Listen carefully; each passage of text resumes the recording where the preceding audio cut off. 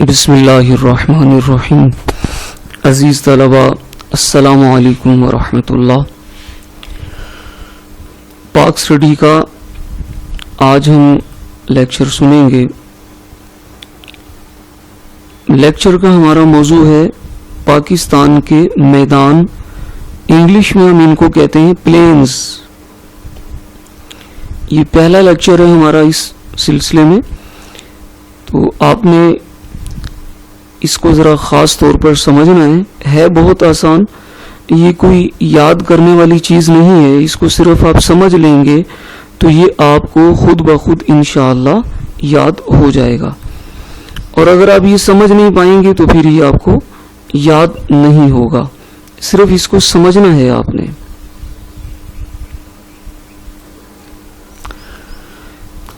ہمارا موضوع بیٹا یہی ہے، میدان. لاسٹ ٹائم ہم نے سطح مرتفع وغیرہ پڑھ لی تھی. آج ہم دیکھ رہے ہیں پاکستان کے میدان. اب میدان کی تعریف کیا ہے یہ آپ سے شارٹ میں پوچھا جا سکتا ہے، اور اس کا جواب جو ہے وہ یہ ہے، یہاں سے یہاں تک ایک وسیع یعنی کشادہ اور بہت پھیلا ہوا، کم ڈھلوان دار. اس میں ڈھلوان ہوتی ہے مگر ہمیں انسانی آنکھ سے نظر نہیں آتی. یہ ڈھلوانے ظاہر زمین گولائی میں ہے اور گول ہے، اور یہ گولائی اتنی ہے کہ اس گولائی کو یعنی ہم اتنی پھیلی ہوئی گولائی ہے کہ اس کو انسانی آنکھ سے ہم دیکھ نہیں سکتے. ہمیں یہ جو سطح ہے وہ ہموار نظر آتی ہے. کسی بھی سڑک پر، روڈ پر ہم کھڑے ہو جاتے ہیں تو ہمیں لگتا ہے کہ یہ سڑک سیدھی ہے یا میدان سیدھا ہے، لیکن اس میں گولائی ہوتی ہے، اور وہ اتنی مائنر سی گولائی ہوتی ہے کہ ہمیں وہ نظر انسانی آنکھ سے نہیں آتی. اس لیے یہاں لکھا ہوا ہے کم ڈھلوان دار. ایک وسیع کم ڈھلوان دار اور نسبتاً ہموار سطح کو میدان کہتے ہیں. پاکستان میں جہاں بہت بلند و بالا پہاڑ ہیں وہاں ہموار، زرخیز اور وسیع میدان بھی پائے جاتے ہیں، جن کو دریائے سندھ اور اس کے معاون دریاؤں، معاون مطلب مددگار دریا، دریائے سندھ کے مددگار دریاؤں نے پہاڑوں کی زرخیز مٹی لا کر بنایا ہے. یعنی یہ دریا اپنے ساتھ پہاڑوں سے زرخیز مٹی بہا کر لاتے ہیں، اور پھر انہی دریاؤں کا پانی جب ان میدانوں میں لگتا ہے تو ان میدانوں کی سطح پر اس زرخیز مٹی کی جو تہ ہے وہ بچھ جاتی ہے، تو ایک لیئر چڑھ جاتی ہے زرخیز مٹی کی. اس لیے یہ میدان بہت زرخیز ہیں، اور یہ ہمالیہ سے لے کر بحیرہ عرب تک پھیلے ہوئے ہیں. یہ بات آپ جانتے ہیں کہ پاکستان کے شمال میں ہمالیہ کے پہاڑی سلسلے ہیں شمال میں، اور جنوب میں بحیرہ عرب ہے. تو پاکستان کے شمال سے یعنی ہمالیہ سے لے کر بحیرہ عرب تک یہ میدان پھیلے ہوئے، اور پاکستان کی زرعی ضروریات کو پورا کرنے کے علاوہ زر مبادلہ کے حصول میں کافی مددگار ہیں. زر مبادلہ آپ سمجھتے ہیں، یہ زر کہتے رقم کو، دولت کو، قیمتی چیز کو بھی زر کہہ دیتے ہیں، اور مبادلہ تبادلے سے ہے. یعنی ایسا زر، ایسا مال جس کے تبادلے میں ہمیں قیمتی مال ملتا ہے. جیسے ہمارے پاس ان میدانوں میں گندم پیدا ہوتی ہے، کپاس پیدا ہوتی ہے، اور یہ گندم یا کپاس ہم دوسرے ملکوں کو فروخت کر کے اس کے بدلے میں دوسرے ملکوں سے کسی سے پیٹرول لیتے ہیں، کسی سے ہم اسلحہ خریدتے ہیں، کسی ملک سے ہم کاریں وغیرہ خرید لیتے ہیں. تو ہماری گندم اور کپاس یہ زر مبادلہ ہے، ہمارا چاول زر مبادلہ ہے. اس کے بدلے ہمیں پیٹرول ملتا ہے، دوسرے ملکوں سے کاریں ہم خرید سکتے ہیں. تو ہر وہ چیز جس کے تبادلے میں ہمیں کوئی سامان مل رہا ہو اسے ہم زر مبادلہ کہتے ہیں. تو پاکستان کی زرعی ضروریات کو پورا کرنے کے ساتھ ساتھ، یعنی ہماری آبادی، خود پاکستان کی جو آبادی ہے اس کی غذائی ضروریات کو پورا کرنے کے ساتھ ساتھ یہاں سے ہمیں زر مبادلہ بھی ملتا ہے. گندم ہے، کپاس ہے، تمباکو ہے، یہ چیزیں ہمیں ملتی ہیں جن سے ہم دوسرے ممالک کے ساتھ لین دین کر لیتے ہیں. جی اب ان میدانوں کو ہم نے اپنی سہولت کے لیے 4 حصوں میں تقسیم کیا ہوا ہے. دریائے سندھ کا بالائی میدان، دریائے سندھ کا زیریں میدان، ساحلی میدان، ریگستانی اور صحرائی میدان. پہلے ہم دریائے سندھ کے بالائی میدان کو دیکھتے ہیں. اپر انڈس پلین، دریائے سندھ کو ہم انگلش میں انڈس بولتے، تو بالائی کے لیے اپر یعنی اوپر والا، اپر انڈس پلین. دریائے سندھ کا بالائی میدان شیوالک اور کوہستان نمک کے جنوب میں اور کوہ سلیمان کے مشرق میں واقع ہے.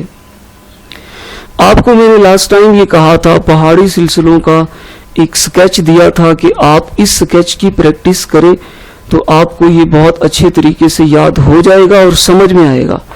اب میں آپ کو وہی سکیچ سامنے لا کر دکھاتا ہوں کہ یہ سندھ کا بالائی میدان شیوالک اور کوہستان نمک کے جنوب اور کوہ سلیمان کے مشرق میں کہاں واقع ہے. یہ سکیچ میں نے آپ کو دیا تھا کہ آپ اس کی رف پیج پر پریکٹس کریں.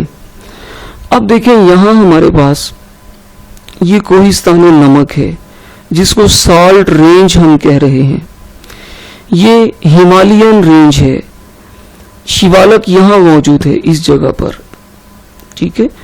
اچھا، اب شیوالک اور سالٹ رینج اس کے جنوب میں، یہ ظاہر ہے یہ سائیڈ آپ کی جنوب بنتی ہے، یہ جنوبی سائیڈ ہے، اور یہ دریائے سندھ کا بالائی میدان ہے، اپر انڈس پلین یہ جگہ. اور ساتھ اس نے کوہ سلیمان کا مشرق بتایا ہے. یہ آپ دیکھیں گے یہ کوہ سلیمان ہے، یہ سلیمان رینج، اس کا مشرق یہ بنے گا، ٹھیک ہے. کوہستان نمک اور شیوالک کا جنوب اور ادھر سے کوہ سلیمان کا مشرق، یہ سارے کا سارا دریائے سندھ کا بالائی میدان ہے، اپر میدان ہے. اس میدان کو دریائے سندھ اور اس کے معاون دریا، معاون میں مددگار دریا جیسے چناب، ستلج، راوی اور جہلم سیراب کرتے ہیں. اس لیے اس حصے کو پنجاب بھی کہتے ہیں. یعنی 5 آب یا 5 دریاؤں یا 5 پانیوں کی سرزمین. جس صوبے میں ہم اس وقت رہ رہے ہیں پنجاب، اس کو پنجاب کہنے کی لاجک یہی ہے، 5 پانیوں یا 5 دریاؤں کی سرزمین. اب دیکھیں یہ 5 دریا، ان کا نقشہ میں آپ کو سہولت کے لیے یہاں دکھاتا ہوں. یہ ہے ہمارا پنجاب. اب اس کے اندر یہ دریا آ رہے ہیں، ستلج، نمبر 2 راوی، نمبر 3 چناب، نمبر 4 جہلم، اور یہ آپ دیکھ رہے ہیں پاکستان کا سب سے بڑا دریا سندھ، ٹھیک ہے. تو یہ 1 2 3 4 اور یہ 5 دریائے سندھ. 5 دریا ہمارے اس پنجاب کے اندر سے گزر رہے ہیں، اس لیے ہم نے اس کو پنجاب کہا. 5 دریاؤں یا 5 پانیوں کی سرزمین. 5 دریا کوٹ مٹھن کے مقام پر دریائے سندھ سے جا ملتے ہیں. یہ دیکھیں جی، یہ 5 دریا، یہاں ہمارے پاس کوٹ مٹھن ہے اور اسی کوٹ مٹھن کے قریب جگہ ہے پنج ند. پنج ند، ہیڈ پنج ند آپ نے سنا ہوگا، مشہور جگہ ہے. اور شاید آپ نے کبھی اسکول یا کالج کے ٹرپ کے ساتھ اس کو وزٹ بھی کیا ہو، ہیڈ پنجنت. تو یہ اس جگہ پر یہاں واقع ہے. 5 دریا یہاں ملتے ہیں اور یہ جگہ پاکستان کا ایک مشہور علاقہ ہے کوٹ مٹھن، یہ اس کے قریب جگہ واقع ہے. تو یہ جو اس نے کہا کہ 5 دریا کوٹ مٹھن کے قریب دریائے سندھ سے جا ملتے ہیں، تو یہ آپ میپ پر اس کی لوکیشن دیکھ رہے ہیں. اور جہاں یہ دریائے سندھ میں گرتے ہیں اس پوائنٹ سے نیچے دریائے سندھ کا زیری میدان یا زیری حصہ شروع ہو جاتا ہے. یہ ایک بار پھر دیکھ لیں، یہ جو پوائنٹ ہے نا، یہ یہاں اس سے اوپر ہے دریائے سندھ کا بالائی میدان. یہ سارا یہ سندھ کا بالائی میدان ہے، اور اس پوائنٹ سے جب ہم نیچے جاتے ہیں تو یہ دریائے سندھ کا زیری میدان ہے، نیچے والا میدان.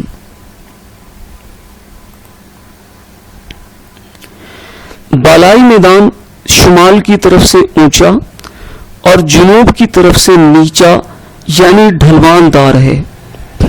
یا یوں کہیں کہ پاکستان کی شمالی سائڈ اونچی ہے اور پاکستان کی جنوبی سائڈ نیچی ہے، ڈھلوان دار ہے.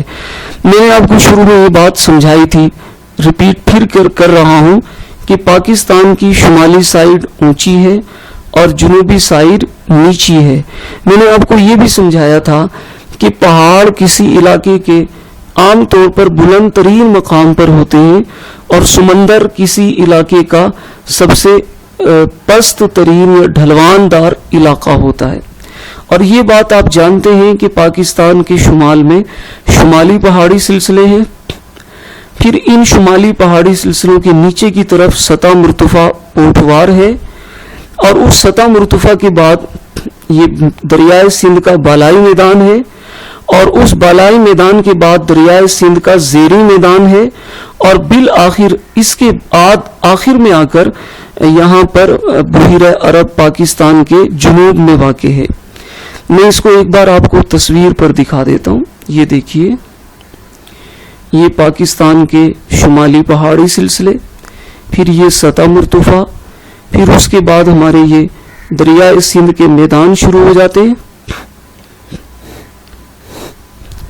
اور ان میدانوں کے بعد یہاں آ کر بالآخر بحیرہ عرب. تو یہ ہماری شمالی سائڈ اونچی اور جنوبی سائڈ نیچی، اسی لیے تمام دریا شمال سے جنوب کی طرف بہتے ہیں. یہ آپ دیکھ رہے ہیں کہ یہ پاکستان کے شمال سے جنوب کی طرف تمام دریا بہہ رہے ہیں.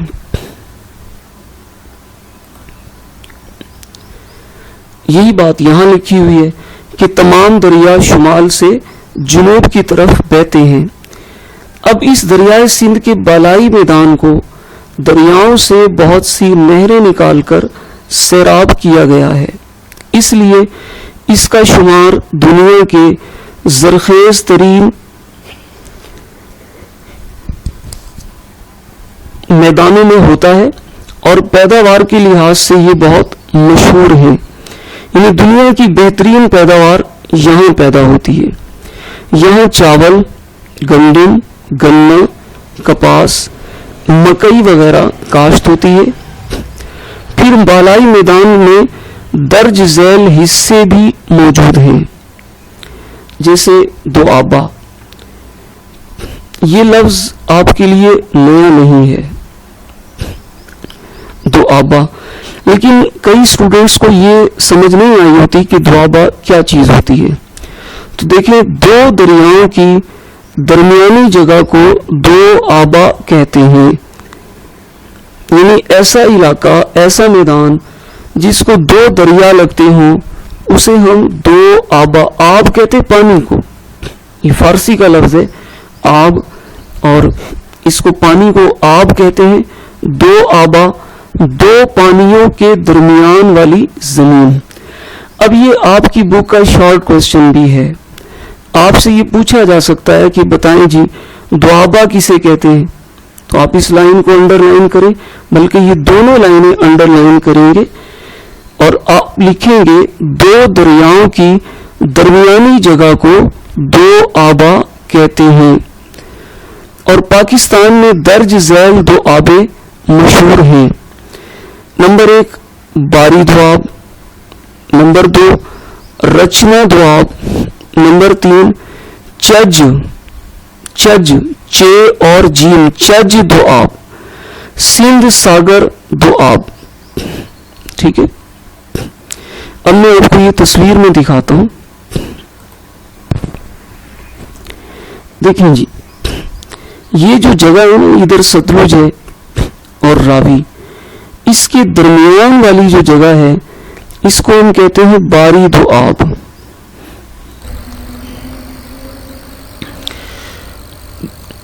اور آپ اس بات کو بھی ذرا ذہن نشین رکھیں کہ ان کو یہ نام کیوں دیے گئے، ان دوآبوں کو، جیسے باری دوآب ہم کیوں کہتے ہیں، رچنا دوآب اس کو ہم کیوں کہتے ہیں، چج دوآب کیوں کہتے ہیں، اس کی میں وجہ بتاتا ہوں۔ دیکھیں یہ جو جگہ ہے نا، یہاں سے پھر یہ انڈیا ہے، یہاں ہے دریائے بیاس، وہ ظاہر نقشے میں نظر نہیں آ رہا۔ میں نے آپ کو یہ بات پہلے بتائی تھی کہ دریائے بیاس کا پانی دریائے ستلج میں شامل ہو جاتا ہے، اور یوں یہ بیاس اور ستلج اکٹھے ہو کر صرف ستلج کی شکل میں پاکستان میں آتے ہیں۔ اچھا، اب چونکہ یہاں دریائے بیاس اس میں ستلج میں شامل ہو رہا ہے، اچھا بیاس اور راوی، ادھر راوی ہے ادھر بیاس ہے، تو اس کے درمیان کی جو جگہ ہے نا اسے ہم نے باری کہا، باری یعنی بیاس سے بے لے لیا اور راوی اس کو ہم نے ملا کر کہا باری دوآب۔ اچھا، اس کو ہم رچنا کیوں کہتے ہیں، رچنا دوآب، یہ جگہ جو ہے نا یہ رچنا دوآب ہے، اسے ہم نے رچنا کیوں کہا، اس کے یہاں پر راوی ہے اور یہاں چناب ہے، تو راوی سے ہم نے رے لیا اور چناب ملا کر ہم نے کیا بنایا، رچنا، راوی چناب تو ملا کر ہم نے بولا رچنا۔ اچھا، ادھر پھر یہ دریائے چناب ہے اور اوپر دریائے جہلم، تو چناب سے چے لے لیا اور جیم سے جہلم، ہم نے کہا چج، یعنی چناب جہلم دوآب، چج دوآب۔ یہ ایبریویشن ہم نے بنا دی ہے، اس کی مختصر شارٹ فارم ہے چج دوآب۔ چناب اور جہلم کے درمیان جو میدان ہے اسے ہم نے چج دوآب کہا۔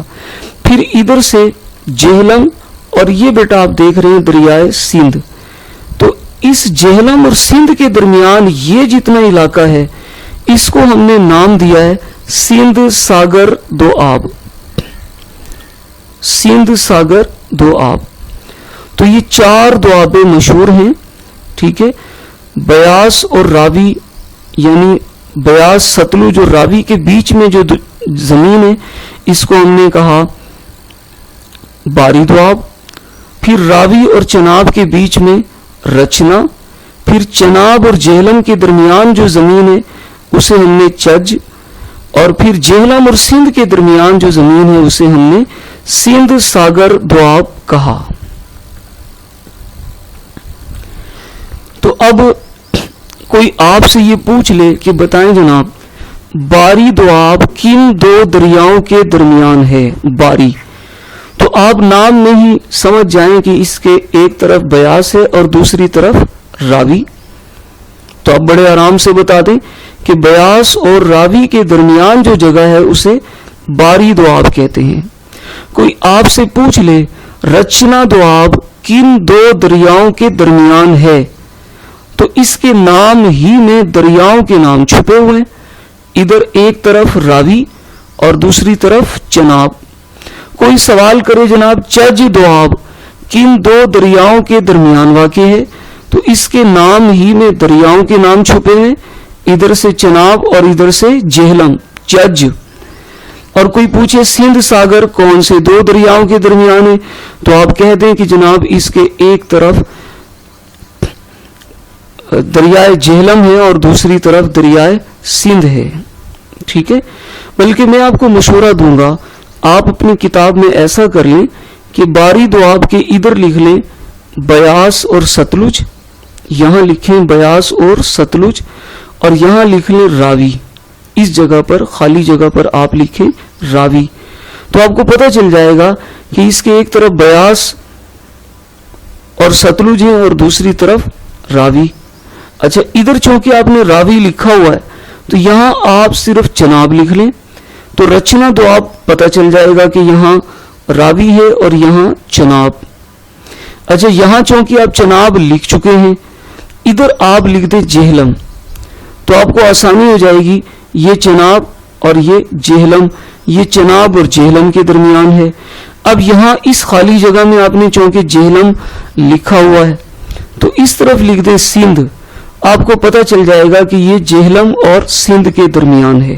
یہ کام آپ نے اپنے بیٹا کتاب کے اندر ضرور کر لینا ہے تاکہ آپ کو اس سوال کا جواب پتہ چل جائے کہ کون سا دوآبہ کن دو دریاؤں کے درمیان واقع ہے. آج کے لیے میرا خیال اتنا کافی ہے. اللہ تعالیٰ آپ کے علم و عمل میں اضافہ عطا فرمائے, آمین. السلام علیکم. اور مزید یہ کہ آپ کو اگر کوئی کنفیوژن ہو تو میں نے آپ کو بتایا ہوا ہے, آپ ان نمبرز پر رابطہ کر سکتے ہیں, واٹس ایپ کر سکتے ہیں, میسیج کر سکتے ہیں, کال کر سکتے ہیں. ٹھیک ہے, دونوں نمبرز پر واٹس ایپ اکاؤنٹ بنا ہوا ہے. آپ کو آپ کی سہولت کے لیے یہ آپ کو دے دیے گئے, تو آپ کال کر کے رہنمائی لے سکتے ہیں. ٹھیک ہے, السلام علیکم ورحمۃ اللہ.